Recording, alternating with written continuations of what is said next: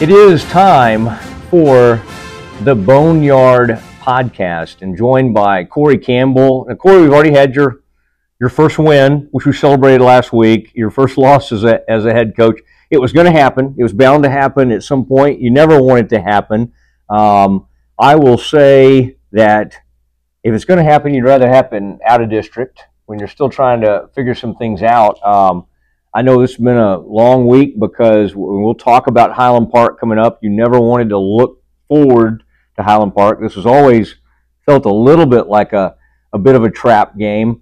What were the few of the takeaways? You know, we can start with some of the negative. That's how I tend to do things, and hit some positives. But what did you what have you been able to work on this week? And we're taping this on Tuesday because it was a holiday. You got the guys back together. I know y'all were together yesterday, but how quickly can you flush something like this? Because you really, as frustrating as that was, you don't have time to dwell on something like that, do you?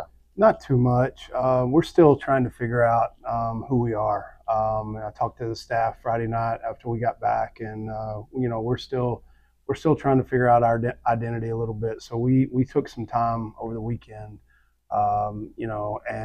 and really dove into the tape and studied where we need to be better. I felt like we didn't do a good job coming out of the locker room to start the game, and that's on me. We got to figure out what makes our guys tick a little bit more. And, we didn't have a great start to the first half, and Flower Mound kind of jumped out on us. They got the momentum, and, as you know, in any sport, any competition, especially our game, football, momentum is a big deal.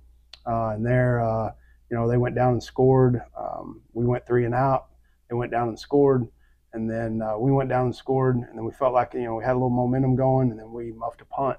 Mm-hmm. And all that momentum that we were trying to grab back kind of went out the window. It made for a really long first half. We went in at halftime. We challenged our kids. But again, I think more important than our opponents coming up, a.k.a. Highland Park or Jesuit or whoever it may be, I think this is more about us and trying to figure out, I told the kids the other day, we need to be better in the weight room. We need to be better in the classroom. We need to be better on the field. We need to be better on video and stacking one day on one day on one day. And it may not happen overnight, but you'll look up, and I think we'll benefit from it. We're a really young football team, and we need to figure out, who we are, and we're working on that right now. The things that we looked at on tape, we're fixing them every day. Mm-hmm. What were your, there are certain things later in that game. And I know what you're talking about. That was a huge momentum buster, the muff punt, and the kid that it happened to, it feels worse than anybody. The next time you had one, I noticed whoever you had back there just kind of let it go, and I don't know if he was coached to do that, or if it was kind of like, hey, we're struggling with this. It's something, Cory, that goes back to last year. There were some issues with special teams and the punt and everything, and obviously, you got to get to a point where you just have somebody that you really can trust, and it'll make the right decisions. Now, not to put too fine a pencil on it or whatever, but like in that instance, that was like I think if you have a player who's going to suddenly have to make a tough catch, sure, which that was going to be, it seemed like at the last second, it's almost like an outfielder. Sure, I got to go move under that. Is the technique basically at that point, if it's going to be a tough catch, get away from it? Yes, very much so. I think at the end, everybody talks about, the technique and what you need to do to catch the ball and keeping your elbows inside and all the fundamentals. But there's a decision that has to go off in your head about, okay, there's traffic, or I can't get to it, and we have to make good decisions. And we didn't do that on Friday night. That young man has caught punts, in practice 20 or 30 last week, did a really good job, but he got into a situation where it really wasn't about catching the punt. It was more about making a decision if he wanted to catch the punt. And he got caught in that indecision, kind of like an outfielder, am I going to run up on it with 2 outs, or am I going to play back? And we didn't make a great decision. And so, we did it yesterday in practice. Today, we were forced inside today. We got to go outside on the grass for a few minutes, and that's the only thing we did. We went out on the grass. We didn't do offense. We didn't do defense. We got punt after punt after punt, and it's something we have to get fixed. That's on me. to get that fixed, and our staff, we're working on that diligently. But ultimately, you're right. You have to put somebody back there maybe not as fancy as a return man. You got to put somebody back there that can catch the football. And we're gonna get that fixed. But it was a huge momentum switch Friday night. We felt like we had some things going. Offensively, we were able to move the football. We felt like from the schemes that we wanted to do, we had a couple 100 yards rushing, a couple 100 yards passing, but we just couldn't put it together. We got in our own way a couple times, and it affected the outcome. And we're ready to get back to it this week. Yeah, and Deontay's put up some big yardage. Caden's run hard a lot of the season. Deontay got banged up in that game. He was able to come back. I know everybody was kind of concerned. Sure. And in this time of year, with the heat and everything, you wonder, okay, is that cramps? Is he hurt? What's going on? Seems like, have you been able to stay relatively healthy in terms of, I'm trying to remember off the top of my head. It seems like are y'all banged up much this week, or are you okay? We've been fortunate. We haven't had any major injuries. We've had a couple nicks here and there. Deontay's going to be fine, okay. But more often than not, we started a series and we had a receiver had cramps, and it was, I think that was the only kid on the sideline most of the game that was from. But it's just one of those things. As you get into the season, you play more, you adjust to that speed and stuff like that. And obviously, right now, I wouldn't say we're dealing with the heat. The state of Texas is dealing with the heat, and everybody has to deal with it. I thought for the most part, it wasn't the heat wasn't an issue the other night. I mean, it's hot. It's hot for everybody. Yeah, the quarterback for Flower Mound seemed pretty accurate. I mean, threw the ball really well, ran the ball. One of the things is, and I saw this in a college game the other night with my alma mater, is getting off the field on third down, kind of getting in positions where you have a chance to make a play. He did make plays. They certainly got their fans behind him a little bit. But what did you see from the defense in those situations? Because, later in the game, like I saw Ryan make a big hit in the second half. Ryan Serrato I'm talking about. I saw some positive moments. That first game, I thought your defensive backs were flying around like crazy.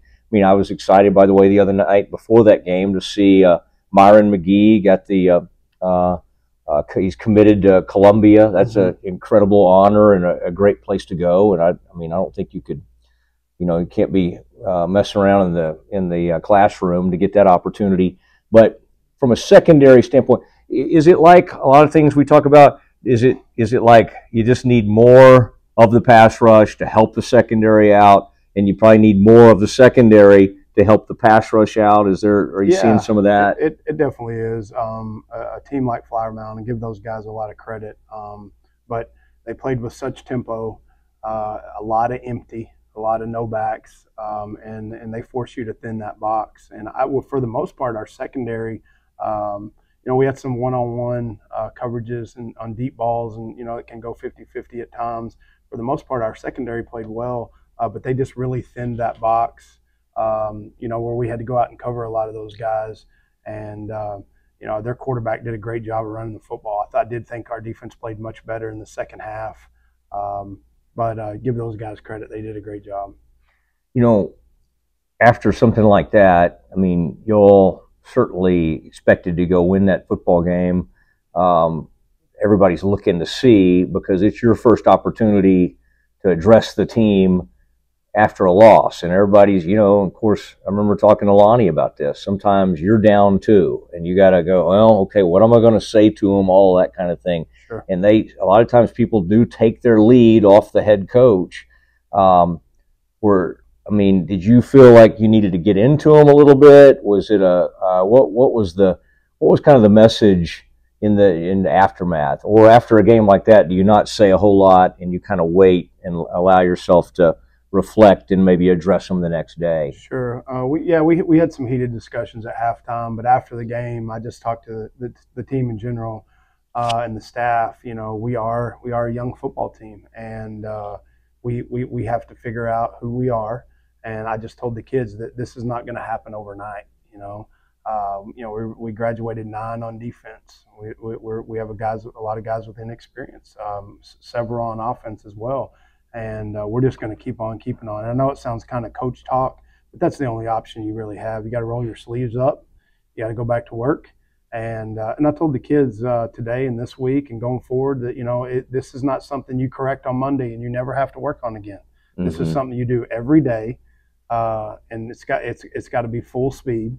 And you know, at the end of the day, you know, it may help us Friday night, but you'll look up in week 6 or week 7, and we won't be that young football team anymore. We'll be a football team that has a little bit of experience. You know, we dealt with that a little bit on offense last year. We just having to grow some guys up, and I think that's where we are. That's definitely no excuse. But I think as a coach, you have to keep the big picture in mind. We've got to continue to get better on Monday and on Tuesday and on Wednesday and on Thursday. And then we have to do it again the next week and the next week. And then I think, again, you look up and your team will have a little bit more, you know, a little bit more experience. What about some of the big plays? I mean, at one point in the game, you make one down the middle of the field with Leland. There's another play. I think there was a touchdown late that Tripp and Leland hooked up on. I mean, there's certainly some downfield shots to be made. I mean, you've shown that you can do it. It's like you say, it just can't sputter. It can't be just, okay, we can move in this part of the field. Sure. One of the things that at all levels, it seems like red zone becomes so incredibly important. And I would imagine that's one of the messages you've sent to your team is, hey, we got to be extremely efficient when we get down in that area. Yeah, most definitely. I mean, we had it down there twice the other night and didn't put it in the end zone. Now the game forced us to go for one that we, you know, normally may have kicked a field goal, but you know, you got to have what you like in the red zone. You got to practice it all week, and then when those times get ready, you know, you got to be able to execute.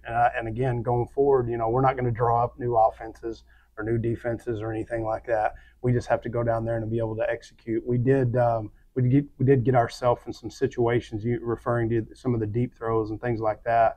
I feel like that's something that we can do going forward throughout the year. But we just have to play complementary football. You know, Deontay busts a run for 12 or 15, and then on first down, we have a false start, and then we're behind the chains, and we just have to figure out a way to limit some of those mistakes. And I think that keeps the fluidity of an offense going. You know, it's kind of back to that word momentum. You know, you got the momentum going, and we just got to learn as a young football team. We just got to learn to eliminate some of those mistakes, and I think it keeps that momentum going. Yeah. Well, I mean, you have some really good players, like you say, and it's going to take kind of everybody. I'm curious, we've talked about your captains. After a game like that, do some of those guys step forward and address some of their teammates, or how does that work? We talked in the locker room Friday. It was late when we got back, obviously, and we briefly talked, kind of a heart to heart, and you know, a lot of it was about, you know, Monday was a holiday, and you know, we don't get days off, and so just talking to them about, you know, the little things and where we're going to go from here and how we're going to get better. Well, the first little thing was, you know, make sure you're here on time for video Monday morning. I know that sounds like a really little thing, but I think, you know, all the little eventually makes a big thing. And we definitely talked to some of the captains. I think they understand that this is a long season. And, you know, going forward, we're just going to continue to push that envelope and try to get better and better. And it's hard for young kids sometimes to see past what just happened, you know, and then obviously we want gratification right now. And we talked a little bit about that with the captains and with the entire team and with the staff about, you know, just putting our head down, going to work. We did get a front-loaded draw in the district, with the games that are upcoming, beginning with Highland Park and district play on Friday night. But I'm excited to see us get back out there and improve on the things that we needed to improve on from Friday night. Maybe some of those teams, though, the one thing about having front-loaded, maybe they haven't all figured it out either. is kind of what you hope.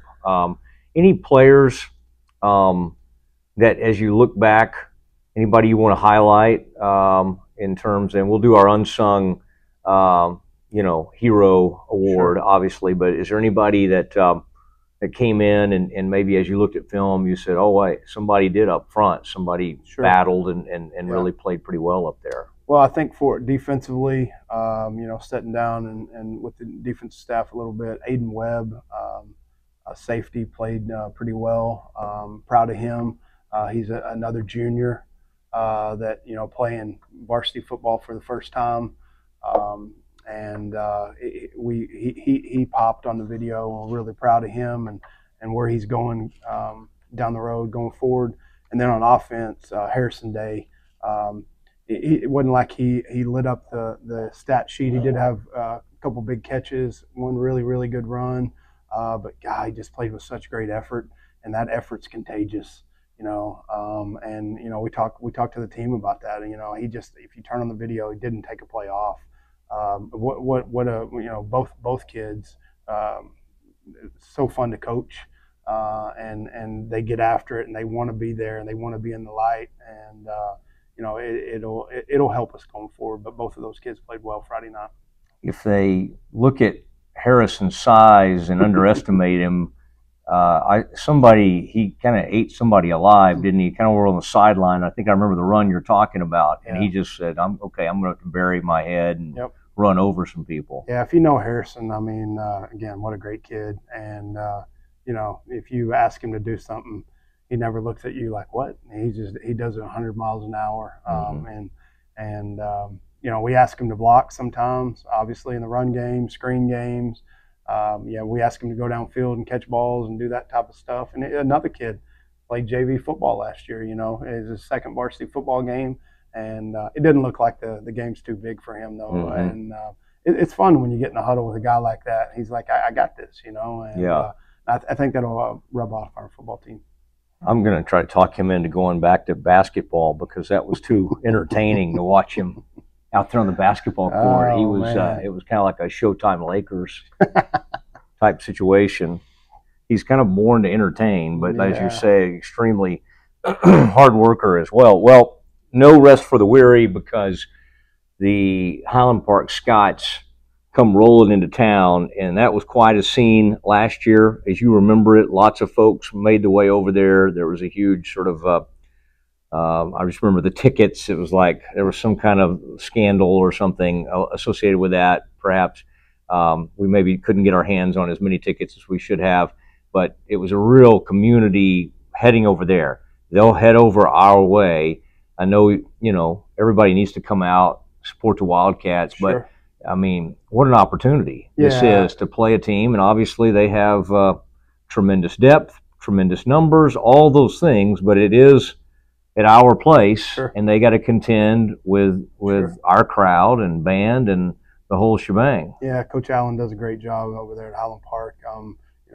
Watching their two videos, they opened with Marcus, and then last week played Louisville as a top 10 team in the DFW, and they came away with a win. They just don't make mistakes when you turn on the video, and they have great discipline, and they know what they're doing. They're really well coached. And when I told our guys what an opportunity we have in front of us Friday night to be able to get on the stage, not only in front of our home fans, but a great opponent, and we're looking forward to it. Breaking down just their personnel a little bit, the quarterback I remember from last year, I think had a scholarship to maybe like Central Michigan or somewhere like that. He was obviously extremely impressive. And they had size at wide receiver. Now, some of those guys I know have graduated. I remember one of those guys in particular was trying to guard Trey. Nobody could do that in basketball. But they had great athleticism and just hands, the whole thing. Some of the best receivers I'm on, and I've seen them play for years. That was one of the best groups of wide receivers I've seen them have. Similar personnel? Are they smaller? How are they looking on film? Yeah, very much so. I was hoping they were smaller. They look like Highland Park. At the end of the day, the quarterback is new. He had a big game the other night. He's got a big arm. The receivers, they didn't return that many starters either. They just plug and play, and it definitely looks like Highland Park of old. And it's gonna be a great test for us Friday night. All right, and I mean, so far from what you're able to tell about the players as they came back to school today and everybody's kind of getting ready, it's like anything. You don't want to make too much of it, but it's last year maybe it became too big a thing. I Sure. mean, at least in the community, Sure. it all became, and then it didn't go exactly the way you wanted to. How do you kind of balance that to hey, we got a season left, yet this, I guess the next one is always the most important one. How do you kind of balance all that? It is. I think you have to be where your feet are. You have to be careful looking down the road, multiple weeks, or, this just happened or that just happened, whether you win or lose or, what have you. We have to be in the moment, and the moment is, Tuesday at practice today.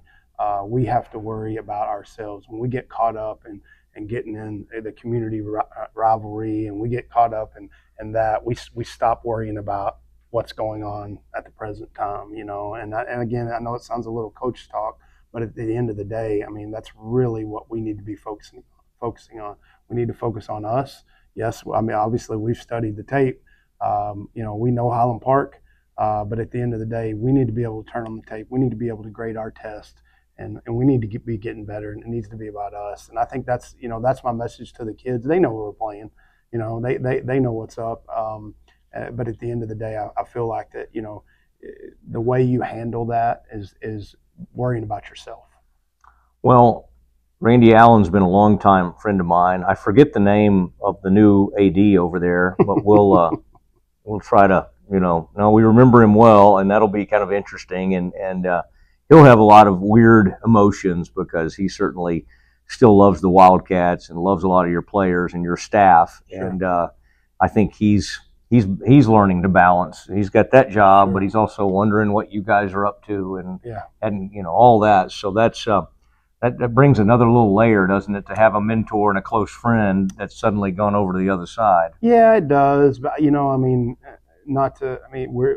we're just putting our nose down. I mean, obviously, we're extremely busy getting ready for this week, and there's not a whole lot of time to get caught up or worry about that. Sure, we know about it, but at the end of the day, we have our own fish to fry, so to speak. Yeah. So we're trying to stay in our lane. And if he even tries to go down there and present any insight to Randy, Randy's going to say, "Hey, I got this."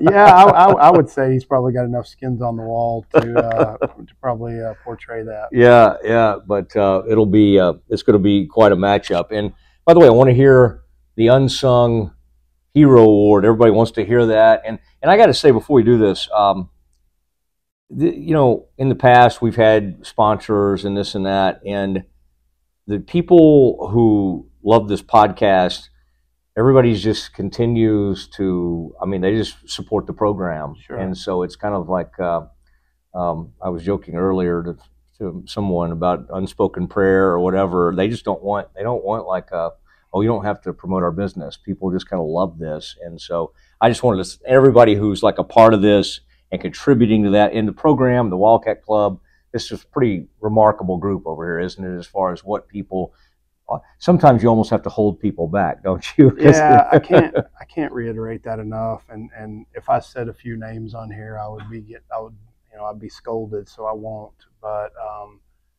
there are, several people in the community that the last thing they always say is, "Hey, just keep my name out of it. I'm not doing this for recognition or anything like that." And those people are truly special to me, to our football team, to our high school, to all of our athletic programs, and we really do appreciate those guys, and we want to thank you very much for what you do for us.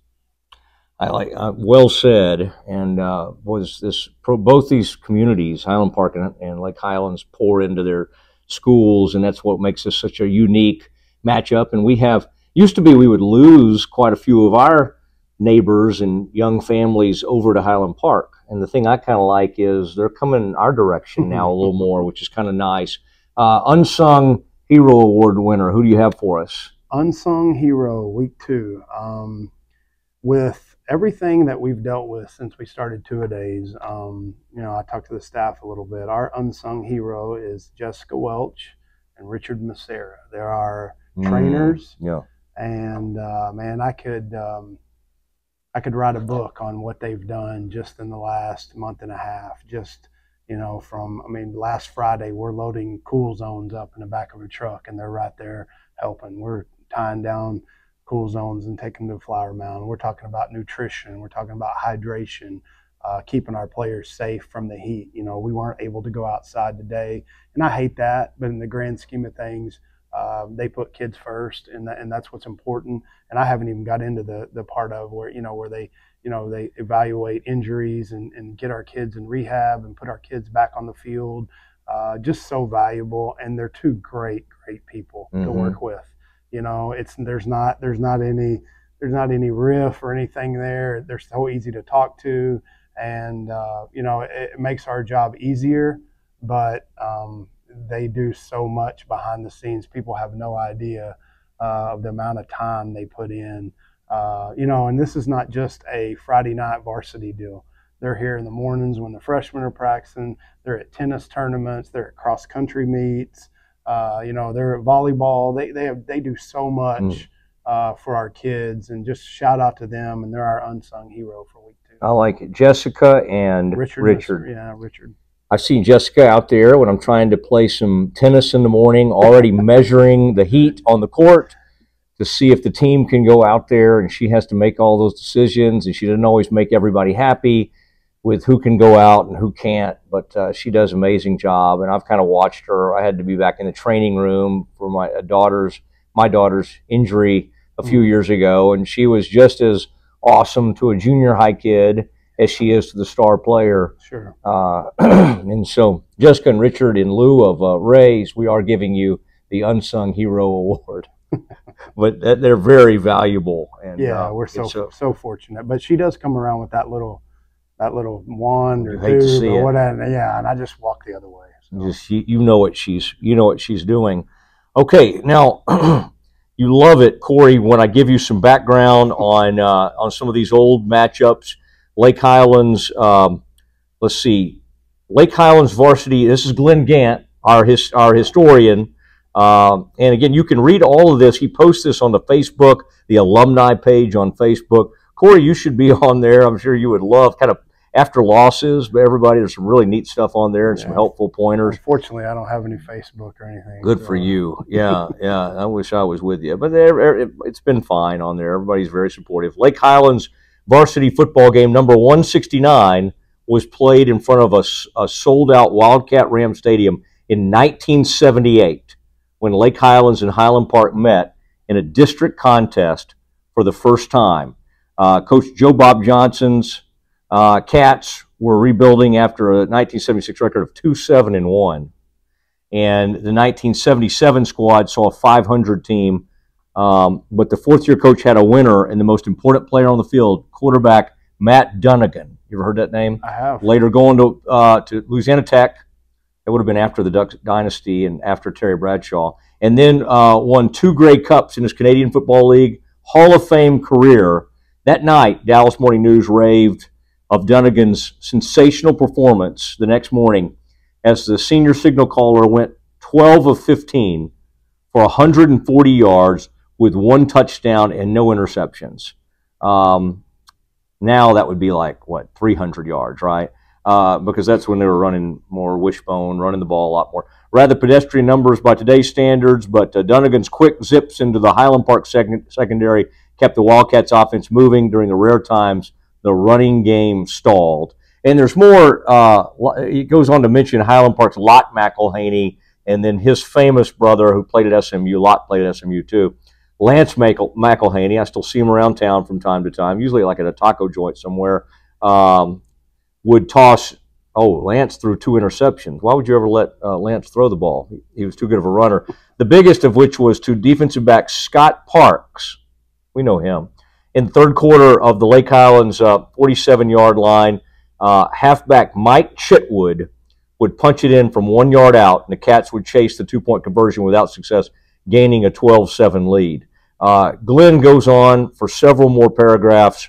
Lake Highlands would finish the season with a 7-3 record and 6-2 in district behind Plano, who would follow up their 77 4A state championship with a loss to the 78 state final to Houston Stratford and McElhaney's future Pony Express teammate, Craig James.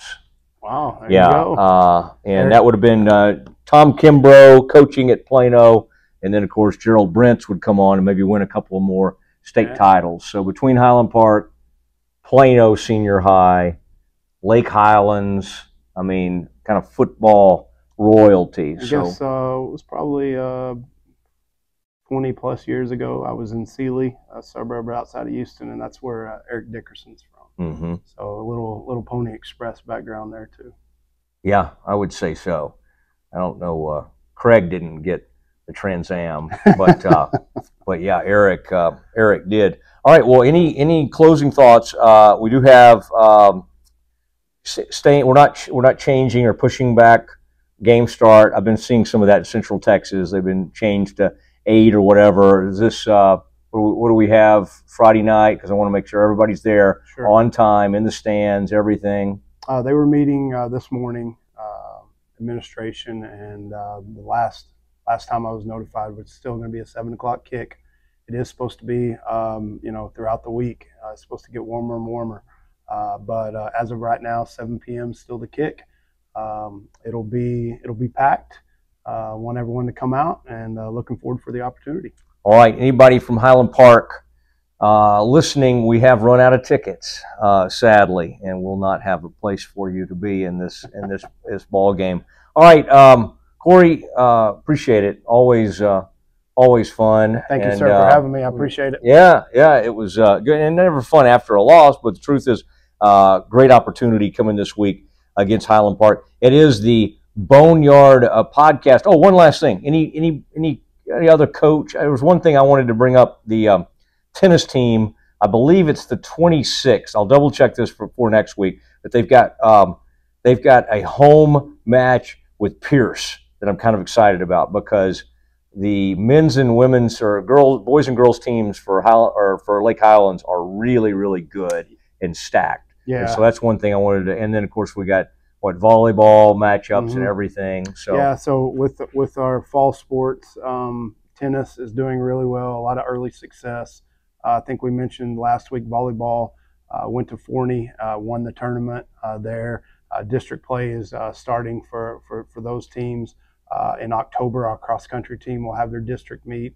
So exciting times for athletic programs, and they're doing well. And we'll get out and support those teams. Okay, and we'll be featuring some of those programs and maybe even have a coach or two. After seeing Michael, the tennis coach's performance, announcing the other day his team, I thought he would probably belong on a podcast. But for Cory Campbell, head coach of the Lake Highlands Wildcats, I'm Matt Mosely. This has been the Boneyard Podcast.